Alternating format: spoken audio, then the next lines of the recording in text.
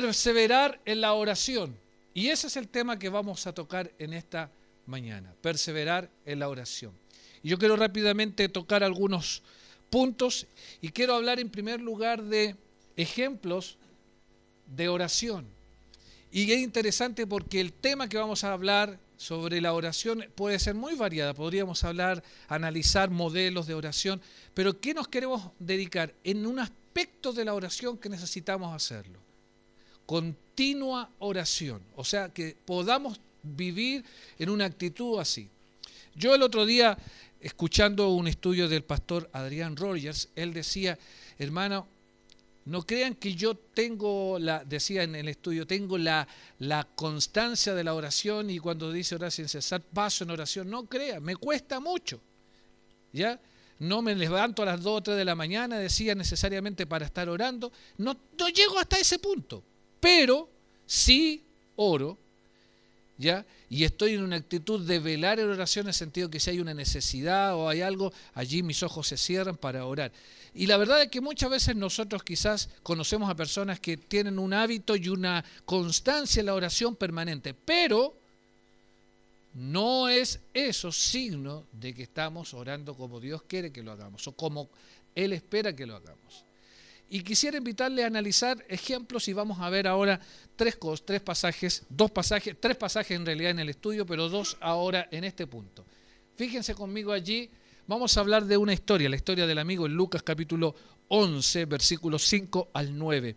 Mire, esta es una historia que no narra el Señor Jesucristo, más bien es una parábola, o sea, una enseñanza en la que Él habla precisamente acerca de la oración. En el capítulo 11 de Lucas está hablando de la oración.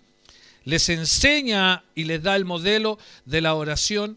Y fíjense lo que dice en el versículo 5. Dice, les dijo también a sus discípulos, está conversando con ellos, les dio el modelo de la oración, les dijo, ¿quién de vosotros que tenga un amigo va a él a medianoche y le dice, amigo, préstame 3 panes, porque un amigo mío ha venido a mí de viaje y no tengo que ponerle delante?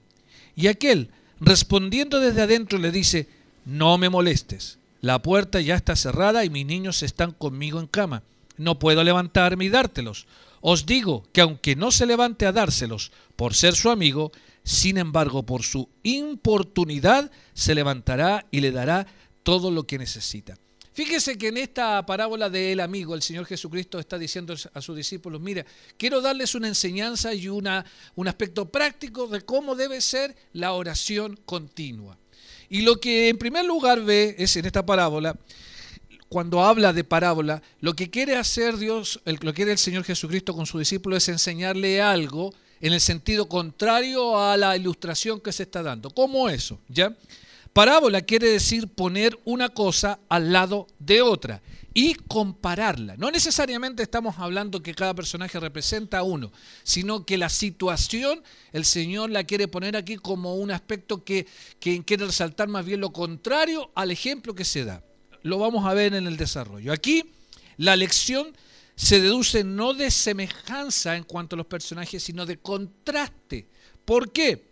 Fíjense que lo que va mencionando aquí es la historia de un amigo que llega a la casa, ya después de haber viajado, a la casa de un conocido, y no llega a la hora que él esperaba. Y en ese momento, no sé si a alguna dueña de casa le ha pasado, me llegaron visitas, no compré pan, no hay chancho, no hay queso, no hay cecina, el último huevo lo puse a la olla y llega, y además también llega a una hora tarde. Entonces uno, ¿qué piensa? Se ríen las hermanas porque estoy hablando la verdad, ¿no es cierto? ¿Ya? Me ha pasado varias veces y nos manda, imagínense la parcela donde estoy yo, tenemos que bajar, movernos, todo ese cuento ya, pero yo soy un esposo obediente y voy al tiro cuando mi esposa me dice que falta algo, ¿no es cierto? Pero la verdad es que uno no prevé a veces cuando le llegan visitas. Y la historia que está contando es una situación que quizás cotidiana. Y este amigo, al ver la situación y venir muy tarde, va donde un amigo que él sabe que cuenta. Pero resulta de que las situaciones, y algunos han estudiado un poquitito la historia de Israel o la vida cotidiana en el pueblo judío, resulta de que las familias, en general los grupos, vivían en casas donde finalmente el dormitorio no era una pieza para la niña, una pieza para el niño, una pieza para uno. Era un lugar central donde en la parte, al centro de esa pieza, había una especie como de brasero o brasas que se mantenían en el tiempo frío, prendida, o que era el lugar o el centro del calor, y alrededor de ellos dormían todos y cada uno de los miembros de la familia. Entonces, alterar la vida de uno era alterar la vida de todo el resto de la familia. O sea, si yo ya estaba el amigo, en este caso de la ilustración, llamando a su amigo, lo que estaba haciendo era despertar a toda la familia. Entonces, ¿por qué la respuesta del amigo que le dice, no me molestes, la puerta ya está cerrada? Claro, había terminado el día, la tranca había puesto y mis niños están conmigo en cama, no puedo levantarme y dártelos. Ya era la costumbre en esa época. Entonces, no es que era tampoco una respuesta demasiado egoísta, sin embargo, era su amigo. Y era el momento en que él estaba con una necesidad, ¿ya? Y el Señor usa esta situación, no haciendo ver que si vamos a Dios en oración, Él va a estar ocupado. Es todo lo contrario. Si en una vida cotidiana, o lo que Jesús quiere decir es, y lo leo así textualmente, dice, si la insistencia desvergonzada y molesta de un supuesto amigo acaba por obligar a otro supuesto amigo, egoísta y comodón, a levantarse de la cama comunal y darle lo que necesita, y ahí viene por contraste, ¿cuánto más Dios, que es un padre modelo, suplirá las necesidades de sus hijos? ¿Entiende? Los hombres no actuamos como Dios. Y lo que quiere decir aquí, y después continúa el texto más adelante, pedid y se os dará, buscad y hallaréis, llamad y se os abrirá, porque todo aquel que pide recibe, y el que busca halla, y al que llama se le abrirá. Dios en la oración no actúa como nosotros, porque es Dios. Y Él está atento a las 24 horas del día. No hay un momento en el que Él diga, momento no moleste, colación. No es así. Dios está siempre alerta. Y si hay algo que nos necesitamos nosotros recordar, que nuestra oración también tiene que ser con eso en mente. Dios está atento. Y Dios quiere que le digamos y que le expresemos, si bien lo que necesitamos o lo que nos inquieta o lo que nos preocupa. Y Él está, dice, su oído atento a su clamor. La prueba de la realidad y la sinceridad de nuestro deseo está en la pasión con que lo pedimos. Y el énfasis aquí está en la insistencia del amigo. Él fue insistente. Y la verdad es que nosotros no vamos a cambiar ni alterar el plan de Dios dentro de lo que Él quiere hacer con nuestra vida cuando le pedimos. Pero sin lugar a dudas, si somos insistentes en la petición, ¿qué estamos demostrando nosotros? No a Dios, a nosotros, que nos interesa y nos preocupa eso. A veces por eso se pide la oración por un amigo o por una persona enferma y decimos que entre más personas puedan tenerlo presente en oración, que implica, nos preocupa, es algo que nos atiende. ¿Y sabe qué, hermana y hermano querido? Le aseguro algo. Cuando usted sabe que muchas personas están orando por usted, su espíritu se ve reconfortado. ¿Es así o no? ¿No es cierto? Qué bueno saber que muchas personas están orando. Y la verdad es que Dios ha respondido muchas veces en circunstancias tremendas solo porque el pueblo de Dios se une para orar. Entonces, el sentido de esta primera parábola del amigo es esa, en la insistencia sí, pero también en entender que Dios está atento, no es como los otros. Él percibe eso.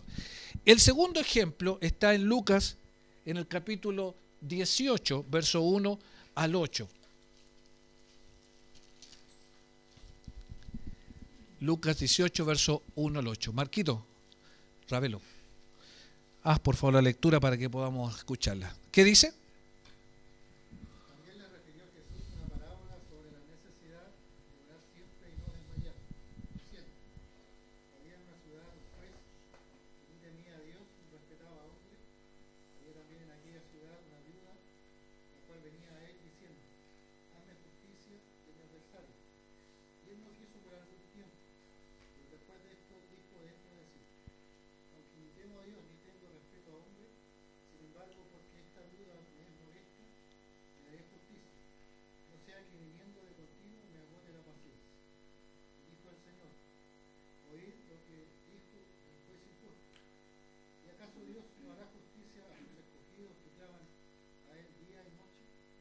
¿Se tardará en responderles? Os digo que pronto les hará justicia. Pero cuando venga el Hijo del Hombre, ¿hallará fe en la tierra? Muy bien. Este es otro pasaje en el cual el Señor, precisamente en el mismo versículo 1, ¿no? El escritor Lucas anticipa la intención que tuvo el Señor de dar esta parábola también, de hablar de un juez. Este juez que aparece aquí en esta historia, ya podríamos deducir que era ese tipo de jueces que no era judío.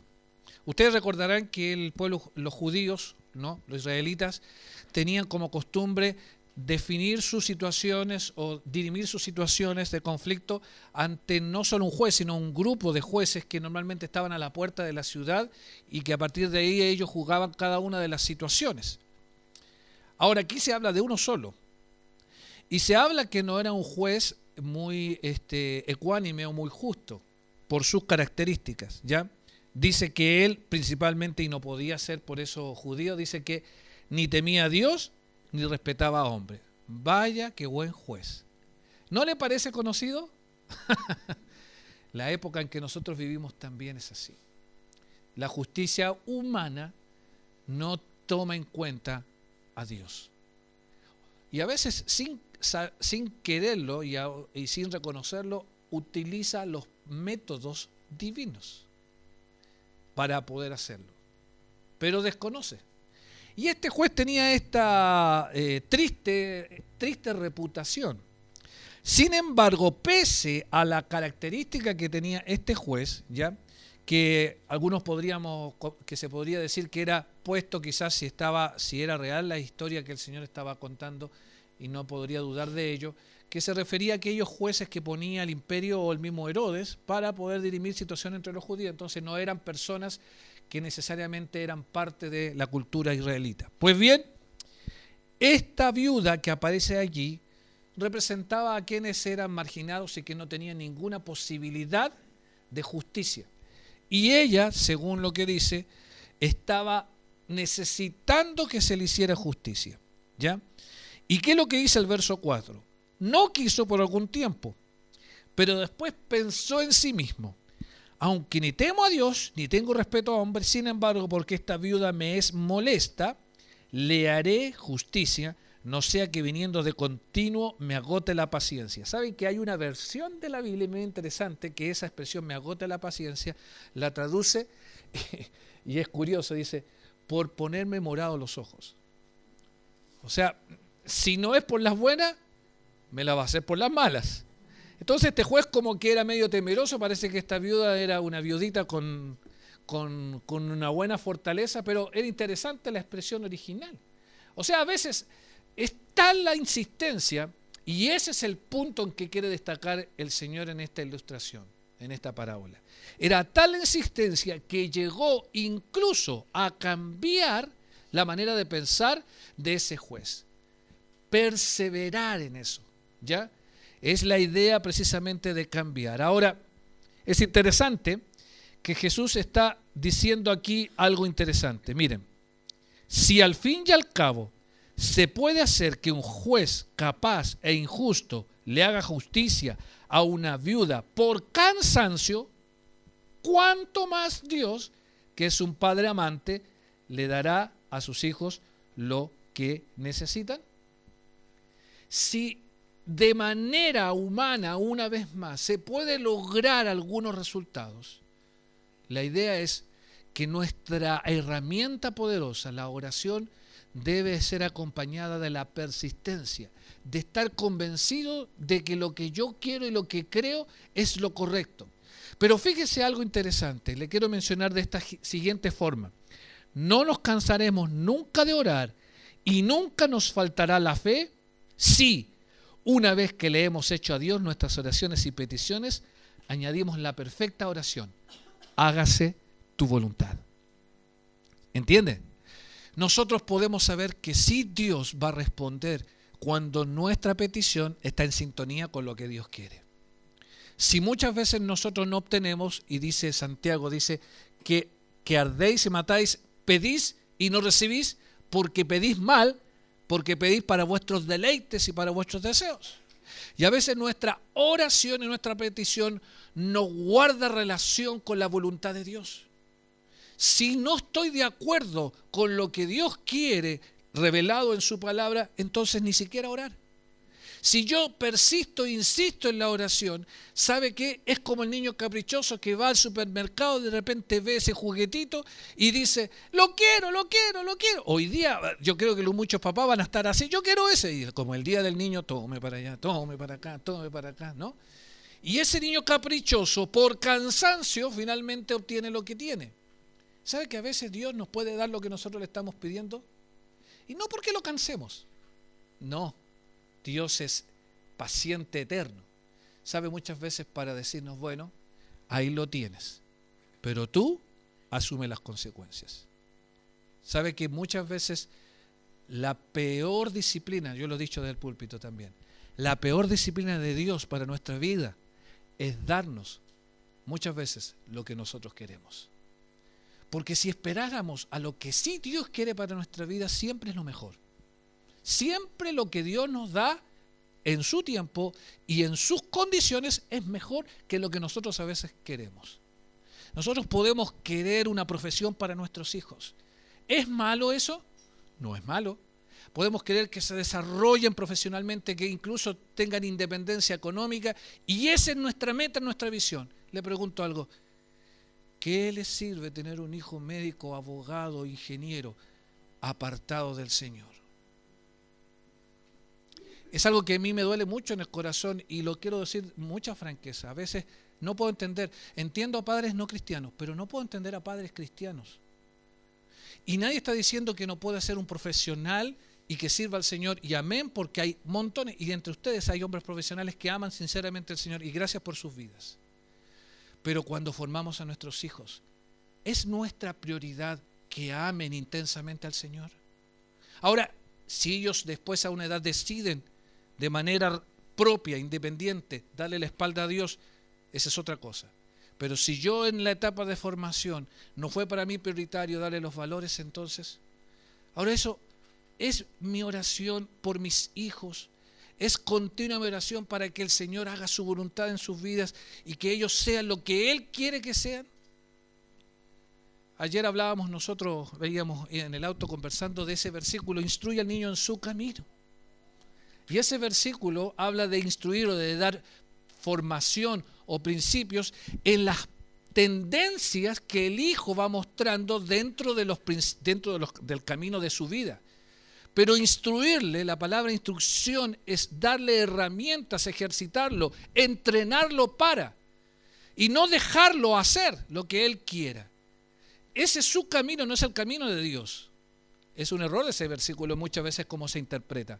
No habla del camino de Dios.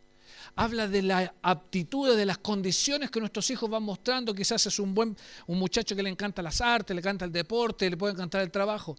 Pero instruirle significa, dentro de toda la tendencia, mostrarle que Dios debe tener la primera prioridad en sus vidas. Y que Él debe ser a quien buscar. Y que de la forma que Él cree que es correcto, así tenemos que vivir. La oración entonces por nuestras familias y la oración por nuestras peticiones tienen que estar de acuerdo y conforme a la voluntad de Dios para saber que Él nos da. Primera de Juan capítulo 5 dice que si pedimos alguna cosa conforme a su voluntad, sabemos que Él nos oye. Y si sabemos que Él nos oye, sabemos que tenemos las peticiones que le hayamos hecho. ¿Qué lógica más simple? Si yo pido a Dios en base a lo que Él quiere para mi vida, Él se deleita en conceder eso. Ahora de la forma de Él. Y yo tengo que someterme a su voluntad. A veces no me gusta su voluntad. No me gusta su respuesta. Quizás yo creo que es mejor la que yo tengo, el plan mío. Pero siempre es mejor hacer la voluntad del Padre. El Señor Jesucristo fue tan honesto, tan humano, cuando en el Getsemaní dijo, Señor, si es posible, pase de mí esta copa. Pero fue tan divino cuando dijo, pero no se haga mi voluntad, sino la tuya. Nunca somos más cercanos a Dios en nuestras oraciones que cuando decimos, Señor, hágase tu voluntad. Y sinceramente decimos, Señor, voy a hacer tu voluntad, me guste o no me guste, esté de acuerdo con ella. Esa es una oración y así debe ser lo perseverante en mi oración. Entonces estamos hablando de ejemplos de oración, perseverancia. Pero vamos a ver modelos rápidamente de oración. Y fíjense que en la Biblia hay varios modelos de oración. Yo me voy a buscar rapidito versículos. Una oración, por ejemplo, de fe. Santiago 5:15. ¿Qué dice? El primero que lo encuentra, pero ayúdeme a leer, por favor, ¿no? Para no estar esperando demasiado. Varones, hermanas, ayúdeme a leerlo. Simplemente leerlo. ¿Qué dice Santiago 5:15? Gracias.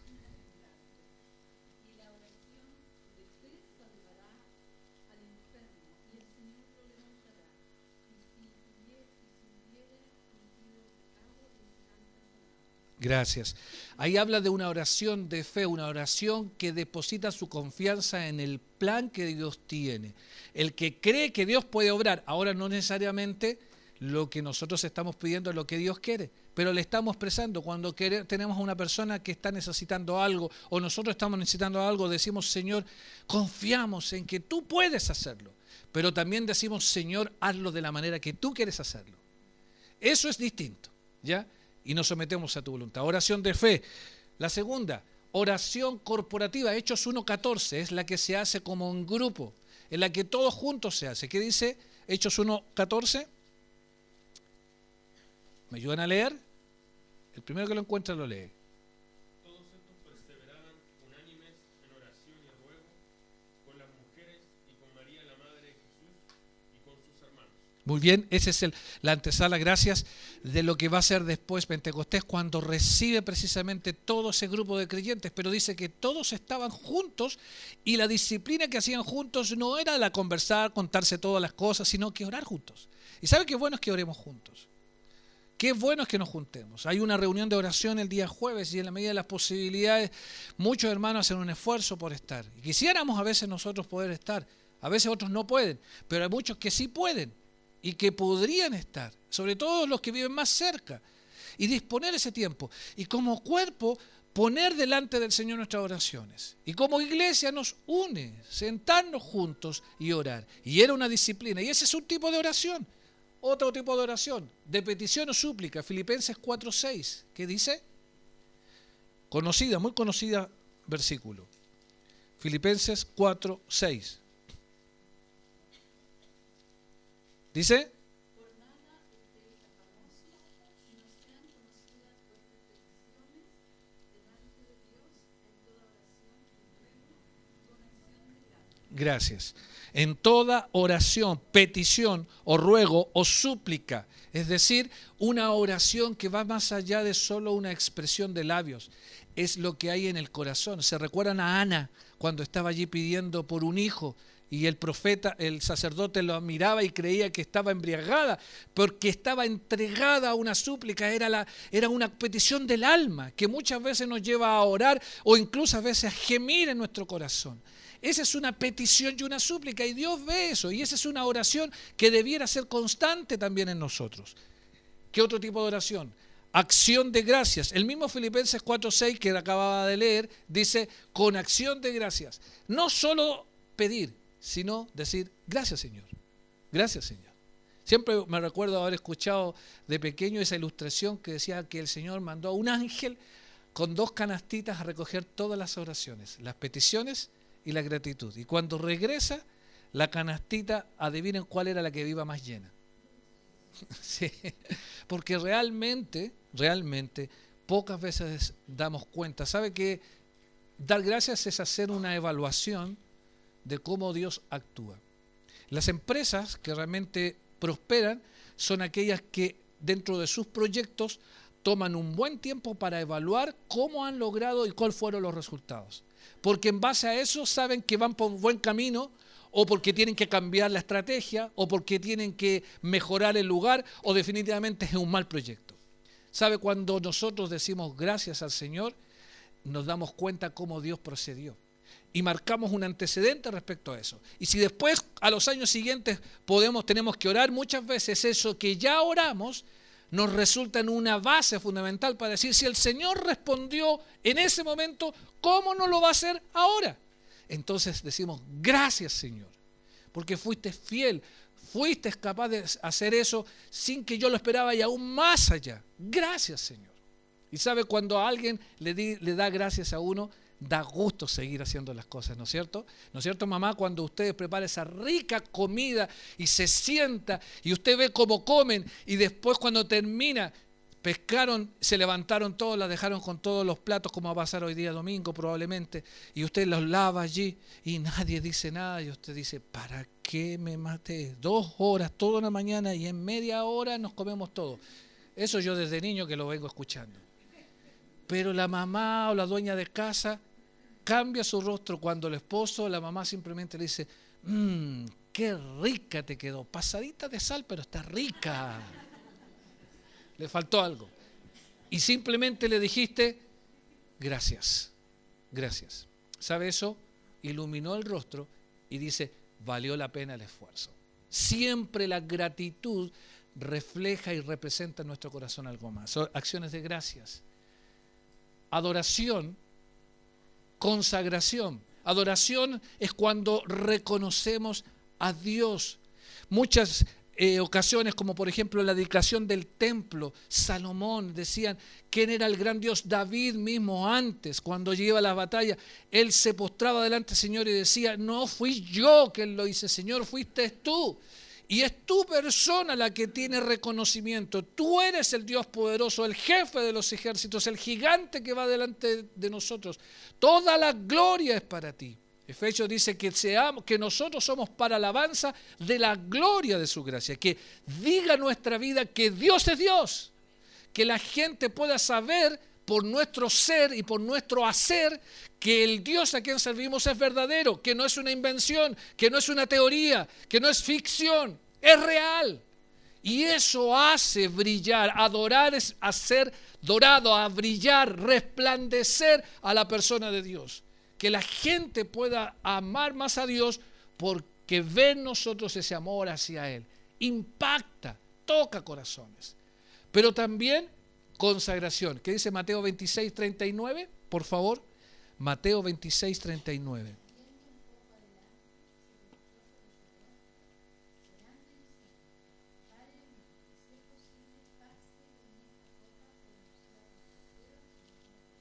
Jesús, gracias al Señor, dedicado a la labor que tenía que hacer. Sabe que muchas veces cosas que el Señor nos pide hacer, no, o que tenemos que hacer, responsabilidades, no solo en la obra, sino habituales. El trabajo, la rutina, tener que salir temprano, estudiar. Son cosas que quitan muchas veces el gozo y nos frustran. Pero cuando usted dedica al Señor eso que hace y le dice, Señor, tú lo estás viendo y tú sabes cómo lo estoy haciendo. Entonces, nuestro ser y nuestro interior, honesta y sinceramente, no toma nuevas fuerzas, no se levanta. Esa labor silenciosa que uno hace, la consagra al Señor. ¿Sabe que uno no consagra al Señor solo el sacrificio, ni la ofrenda, ni el dinero? Consagra el tiempo, consagra la familia. Aparta, consagrar es dejar aparte o apartar para un servicio digno y especial. Y cuando yo le digo al Señor, Señor, esto es tuyo, yo soy tuyo, el tiempo que tengo es tuyo, Él empieza a ordenar las cosas. ¿Sabe? A veces limitamos a Dios de hacer cosas con nosotros extraordinarias. Dios podría hacer mucho más en su vida, hermano o hermana. Si dedicara lo que usted tiene, lo que usted es, lo que usted administra, más al Señor que a usted mismo. ¿Le alcanzaría el tiempo? ¿Alcanzaría el dinero? ¿Alcanzaría las fuerzas? Pero a veces nosotros somos de razonamientos muy humanos y el Señor lo entiende. Por eso insiste en que nosotros busquemos eso. Que no se haga nuestra voluntad, sino la de Él.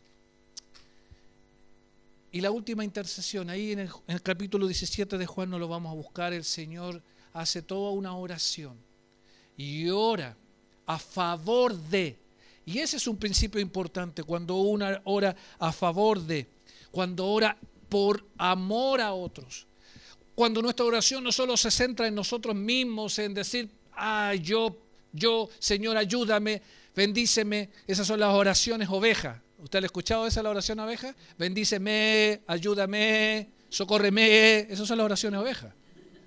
¿No sabía? Pero es verdad. Claro, siempre se centran en nuestras necesidades. ¿Y en la necesidad de los demás? En la necesidad de nuestros hermanos, de nuestros amigos. Bendícelo, ayúdalo, o ayúdales, sosténles, levántales, perdónales, ayúdales. Cuando nuestra mirada y nuestra oración se concentra intercediendo por otros, estamos sosteniendo a control remoto la vida espiritual de tantas personas. Tantas personas. Serían innumerables los testimonios de hombres y mujeres que después de muchos años pueden decir, no sabía qué hacer, pero la oración de alguien me ayudó a tener luz respecto a eso. Y a veces no, ha habido testimonios que en el mismo momento en que estaban en una situación, después sacan la cuenta, yo en ese momento estaba orando y Dios respondió. ¿Sabe?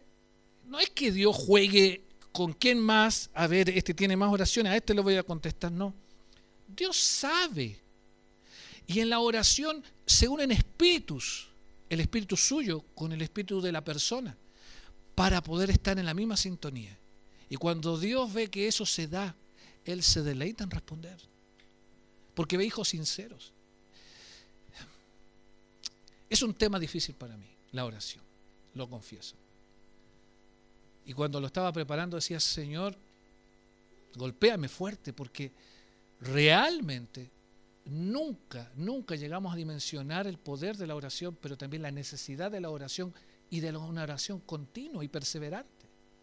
No de la oración de comidas, no de la oración, Señor, me encomiendo mi trabajo, amén.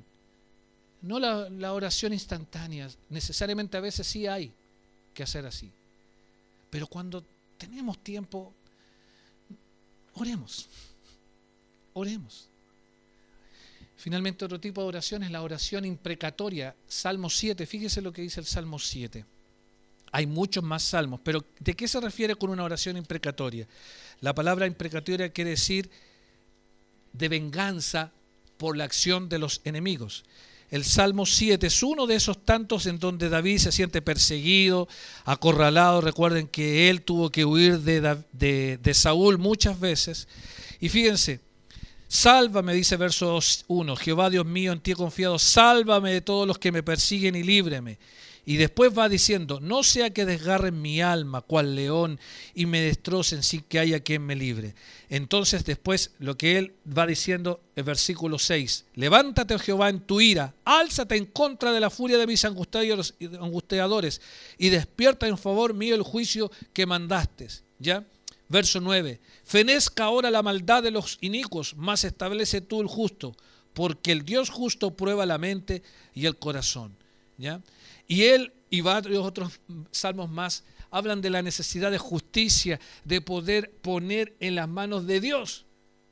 En estos días estábamos haciendo la hora silenciosa en el libro de Nehemías. Y mientras Nehemías estaba levantando los muros, los enemigos estaban atacando con palabras, con actitudes. ¿Y saben lo primero que hizo Nehemías? No fue tomar una espada e ir a gritarles, ni fue a enrostrarles su situación. Fue ante Dios. Y le dijo, Señor, tú sabes. Tú haz con ellos, trata tú con ellos. Hoy, ¿no estará usted viviendo una situación así?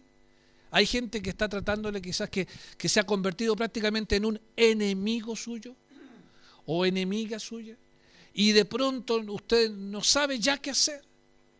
Entonces, déjeselo al Señor. Él sí sabe cómo hacer.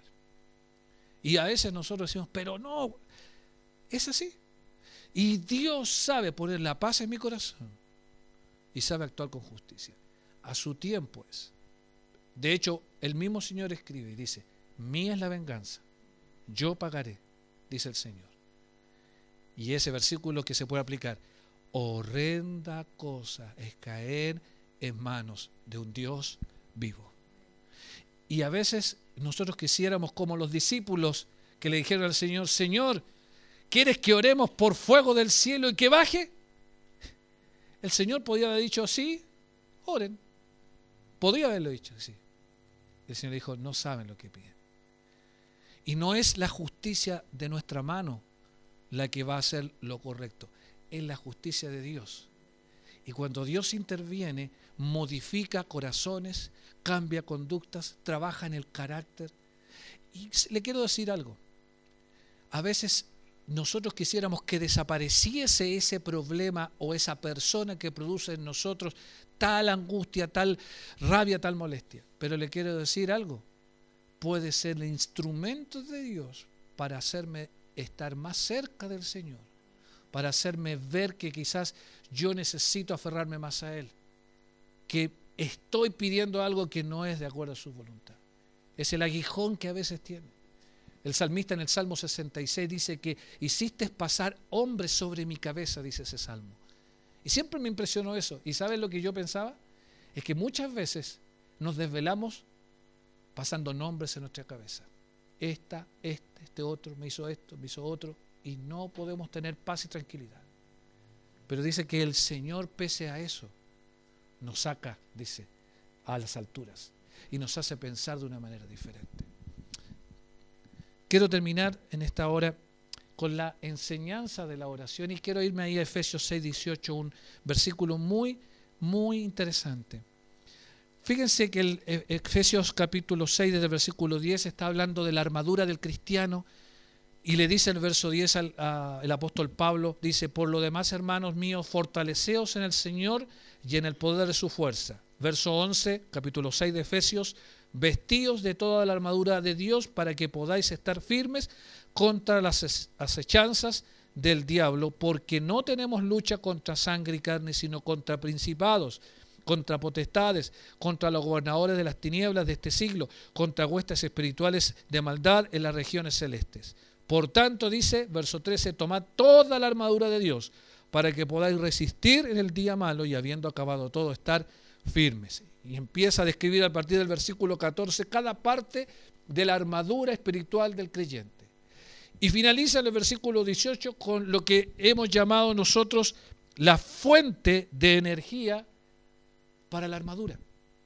Lo que le da valor y sentido, lo que mantiene con energía y con valor, porque una armadura en un soldado romano era una estructura en algunos momentos pesada. Y si él mismo no tenía una constructura que se mantuviera firme y tranquilo, lógicamente la propia armadura, que supuestamente significaba una defensa, una protección, se convertiría en una carga. Entonces, ¿de qué sirve a veces tener todas las armaduras si el que la sostiene no tiene la fortaleza para sostenerla? Y esa fortaleza viene de la oración. La espada, el casco, el yelmo, el escudo, todo lo que implica la vida de un creyente es sostenida en la batalla por medio de la oración. Por medio de la oración. Es el aliento que impulsa. Usted no ha escuchado a veces que los ejércitos de pronto están allí luchando y llega el general en mando y dice una arenga, levanta sus ánimos y ellos después quizás pueden haber pasado 2, 3 días luchando y ya la sangre de la lucha les llena sus manos, ya no saben qué hacer y de pronto la voz del general cobran fuerza, cobra ánimo y pueden seguir y avanzar y muchas veces en esas circunstancias ganan la batalla que parecía ya una derrota inminente. La oración hace eso.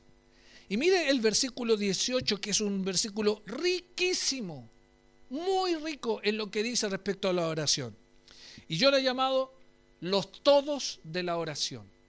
Los todos de la oración. En primer lugar, todo tiempo, verso 18, orando en todo tiempo. Mire lo que dice el Salmo 32, 6. Salmo 32, 6. Dice, en uno de los salmos del perdón, dice, por esto orará a ti todo santo en el tiempo en que pueda ser hallado. Ciertamente en la inundación de muchas aguas no llegarán estas a él. El santo en el tiempo, en todo tiempo. Y la palabra allí clave es ocasión. No importa la ocasión, no importa el momento. Puede ser un momento de mucha desdicha, ahí nosotros nos echamos a la oración y oramos. Pero puede ser un momento de gloria, de alegría, y a veces cuesta orar cuando las cosas están bien, ¿no es cierto? Cuando todo va óptimo, cuando el refrigerador está lleno, cuando hay plata en la billetera y el auto tiene benzina. A veces es un milagro cómo está la benzina. Cuando todo está, cuando incluso hay cosas más que a veces ni uno espera, no oramos. Pero falta si oramos. ¿Qué dice allí? La oración constante y perseverante es en todo tiempo, en todo momento. Fíjese que lo que dice el Salmo 88:1 también, por favor. Ayúdeme a alguien a leerlo. Salmo 88:1. ¿Qué dice, por favor? 88:1.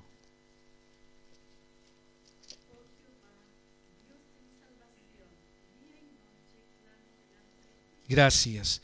Día y noche, no hay momento en que mi mente se separe. Y recuerden que no es estar arrodillados todo el día, pero sí una actitud constante de oración que dice: Señor, esta mañana me levanto en tu nombre, estoy preparando estas cosas en tu nombre. Señor, estoy preocupado por esto. Cuida a mis hijos, cuida a mi esposo, cuida a mi familia, cuida a mi iglesia, fortifica las manos de los que sirven al Señor en mi país, en otro país. Ayúdanos, y en la tarde continúo. Gracias, Señor, porque terminamos el día, voy a descansar a ti. Y aún en mis pensamientos, dice, la multitud de mis pensamientos, delante de mí tus consolaciones alegraban mi alma, dice el Salmo 92. Es la actitud en toda ocasión. Pero además dice, toda oración, leíamos el verso 18, orando en todo tiempo, con toda oración. Hablamos por lo menos en este momento de 8 formas diferentes de oración. A veces esas oraciones son cortas y rápidas. Nehemías estaba delante del rey y tenía que dar una respuesta ante la petición del rey. ¿Qué sucede? Y él dice, oré entonces a Dios. No tuvo más tiempo. Pero sin embargo, antes de esa oración corta, había pasado 4 meses orando constantemente para saber qué hacer ante la desgracia que tenían sus hermanos en Jerusalén. Y nosotros muchas veces necesitamos o una oración cortita o una oración extensa, pero tener toda oración a nuestro alcance, hacer esa súplica o a veces dar gracias, pero toda oración, todo tiempo, en toda oración. Pero también habla de toda perseverancia. ¿Recuerdan? En Hechos 2:42 habla de que los discípulos, los primeros cristianos de la iglesia primitiva, dice, perseveraban en la doctrina de los apóstoles, en el partimiento del pan, y termina, dice, en las oraciones. La palabra perseverar es constancia, intensidad. ¿Cuánta nuestra oración necesita ser en el tiempo y permanecer en el tiempo para que Dios sepa que me interesa y no me he olvidado de eso? Dios no se ha olvidado, Dios lo registra. Nosotros a veces sí. Toda perseverancia. Y en cuarto y último lugar, todos los santos, que dice ahí el verso 18, velando en ello con toda perseverancia y súplica por todos los santos. ¿Cuántos creyentes? El apóstol Pablo en el versículo siguiente está pidiendo oración para que pueda correr la palabra del Señor. Y necesitamos en los días que vivimos orar más por nuestros hermanos y amigos en sus listas de oraciones. Perseverar en ello, perseverar. ¿Sabe? Encontraba en estos libritos de nuestro pan diario una historia que me llamaba la atención y quiero cerrar leyéndole esto. Dice, Jane Welch, la secretaria del ensayista escocés Thomas Carlyle, se casó con él y dedicó su vida tanto a su esposo como a la obra de éste. Él la amaba profundamente, pero estaba tan ocupado con su labor de escritor y orador que a menudo la descuidaba. Luego de algún tiempo de haber estado casados, ella enfermó y murió repentinamente.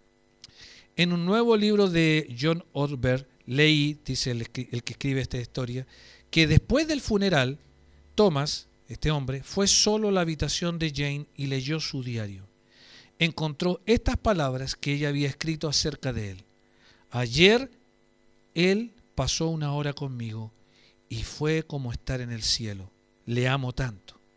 Otro día ella escribió: he estado atenta todo el día esperando escuchar sus pasos en el vestíbulo, pero ahora es tarde. Imagino que no vendrá hoy. Él lloró destrozado al darse cuenta de cómo él la había descuidado y cuánto ella había deseado tan solo hablar con él. ¿Cuántos días yo me olvido del Señor en oración? La oración que persevera, que se mantiene, es el tipo de oración que Dios quiere que tengamos. Y les animo, hermanos, a fortalecer nuestra vida de oración y a pedir al Señor, conscientes de que Él sabe lo que yo necesito. Sí, es verdad, pero Él espera que su pueblo tenga comunión con Él. Cuando uno pasa más tiempo con una persona, con los años, ¿no es cierto? Los matrimonios mayores, saben, se van pareciendo, se van asemejando. Y sabe, cuando yo paso más tiempo en oración con el Señor, más me parezco a su carácter. Más de Él se impregna en mí. Había un himno antiguo, ¿no?, que decía: podrán ver a Cristo en mí. ¿Y cómo podrán conocerle si no ven a Cristo en mí? De los discípulos decían que verdaderamente estos han andado con Jesús. De Moisés, cuando baja del monte, dice, su rostro resplandecía porque había estado con Jesús. Y nuestros tiempos de oraciones es estar en la misma presencia de Dios. Perseveremos en la oración. Oramos.